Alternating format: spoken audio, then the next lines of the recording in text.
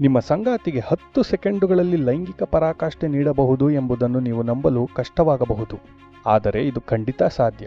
ಇದು ಬಹಳ ಕೌಶಲ್ಯಪೂರ್ಣ ತಂತ್ರವಾಗಿದ್ದು ಈ ಸಂಚಿಕೆಯಲ್ಲಿ ಕಲಿಯುವಿರಿ.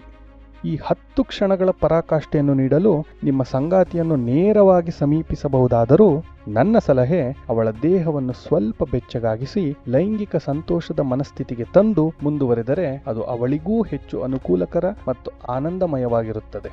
ಅವಳ ದೇಹವನ್ನು ಬೆಚ್ಚಗಾಗಿಸಲು ನೀವೀಗಾಗಲೇ ತಿಳಿದಿರುವ ಸಾಮಾನ್ಯ ತಂತ್ರಗಳನ್ನು ಬಳಸಬಹುದು. ರೊಮ್ಯಾನ್ಸಿಂಗ್, ಹೊರ ದೇಹದ ಸರ್ವಾಂಗಗಳ ಸ್ಪರ್ಶ, ಸ್ತನಗಳ ಪ್ರಚೋದನೆ, ಯೋನಿಯ ಉತ್ತೇಜನ ಹಾಗೂ ಇತ್ಯಾದಿ. ಈ ತಂತ್ರಕ್ಕಾಗಿ ನಿಮಗೆ ಈ ಮುಂಚಿನ ಸಂಚಿಕೆಗಳಿಂದ ಈಗಾಗಲೇ ತಿಳಿದಿರುವ ವಿಚಾರಗಳಾದ ಚಂದ್ರನಾಡಿ ಎಲ್ಲಿದೆ, ಜಿ ಸ್ಪಾಟ್ ಎಲ್ಲಿದೆ ಹಾಗೂ ಇವುಗಳ ಕಾಮ ಪ್ರಚೋದನೆ ಹೇಗೆ ಮಾಡುವುದು ಎಂಬುದರ ಬಗ್ಗೆ ಜ್ಞಾನವನ್ನು ಹೊಂದಿರಬೇಕು. ಸರಿ, ಈಗ ನೀವು ನಿಮ್ಮ 2 ಬೆರಳುಗಳನ್ನು ನಿಮ್ಮ ಸಂಗಾತಿಯ ಯೋನಿಯೊಳಗೆ ಸೇರಿಸಿ ಜಿ ಸ್ಪಾಟ್ ಪ್ರಚೋದನೆಯನ್ನು ಮಾಡಲು ಹುರುಪಿನ ಚಲನೆಗಳನ್ನು ಮಾಡುತ್ತಿದ್ದೀರಿ ಎಂದು ಊಹಿಸಿ. ಸಾಮಾನ್ಯವಾಗಿ 2 ಬೆರಳುಗಳು ಎಂದಾಗ ಅವು ಮಧ್ಯದ ಬೆರಳು ಹಾಗೂ ಉಂಗುರದ ಬೆರಳುಗಳಾಗಿರುತ್ತವೆ, ಅಂದರೆ middle finger and ring finger.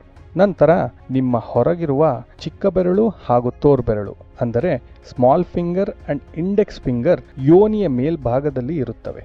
ಈಗ ನಿಮ್ಮ ಹೆಬ್ಬೆರಳನ್ನು, ಅಂದರೆ ಥಂಬ್ ಉಪಯೋಗಿಸಿ ಚಂದ್ರನಾಡಿಯನ್ನು ಮೃದುವಾಗಿ ಮೇಲೆ ಕೆಳಗೆ ಅಥವಾ ಅಕ್ಕಪಕ್ಕಕ್ಕೆ ಮೃದುವಾಗಿ ಉಜ್ಜಬಹುದು. ಇದು ಅತಿ ಹೆಚ್ಚು ಸಮನ್ವಯದೊಂದಿಗೆ ಮಾಡಬೇಕಾದ ಚಲನೆಗಳಾಗಿವೆ, ಏಕೆಂದರೆ ಜಿ ಸ್ಪಾಟ್ ಪ್ರಚೋದನೆ, ಚಂದ್ರನಾಡಿಯ ಪ್ರಚೋದನೆ ಈ ಎರಡೂ ಒಂದೇ ಸಮಯದಲ್ಲಿ ನಡೆಯಬೇಕಾಗಿದೆ. ಈ ರೀತಿಯಾಗಿ ನಿಮ್ಮ ಸಂಗಾತಿಗೆ 10 ಕ್ಷಣದಲ್ಲಿ ಲೈಂಗಿಕ ಪರಾಕಾಷ್ಠೆಯನ್ನು ನೀಡಬಹುದು. ಈ ತಂತ್ರದಲ್ಲಿ ನಿಮ್ಮ ಸಂಗಾತಿಯ ಪ್ರತಿಕ್ರಿಯೆಗಳು ಹಾಗೂ ಅದನ್ನು ನೀವು ಗಮನಿಸುವುದು ಬಹಳ ಮುಖ್ಯ. ಆದ್ದರಿಂದ ಪ್ರಸ್ತುತದಲ್ಲಿ ಏನು ನಡೆಯುತ್ತಿದೆ ಎಂಬುದರ ಬಗ್ಗೆ ಗಮನಹರಿಸಿ ಮತ್ತು ತಾಳ್ಮೆಯಲ್ಲಿರಿ. ತಾಳ್ಮೆಯಿಂದ ನೀವು ಹೆಚ್ಚು ಸಮಯ ತೆಗೆದುಕೊಳ್ಳದೆ ಈ ಕೌಶಲ್ಯವನ್ನು ಕರಗತ ಮಾಡಿಕೊಳ್ಳಲು ಸಾಧ್ಯವಿದೆ.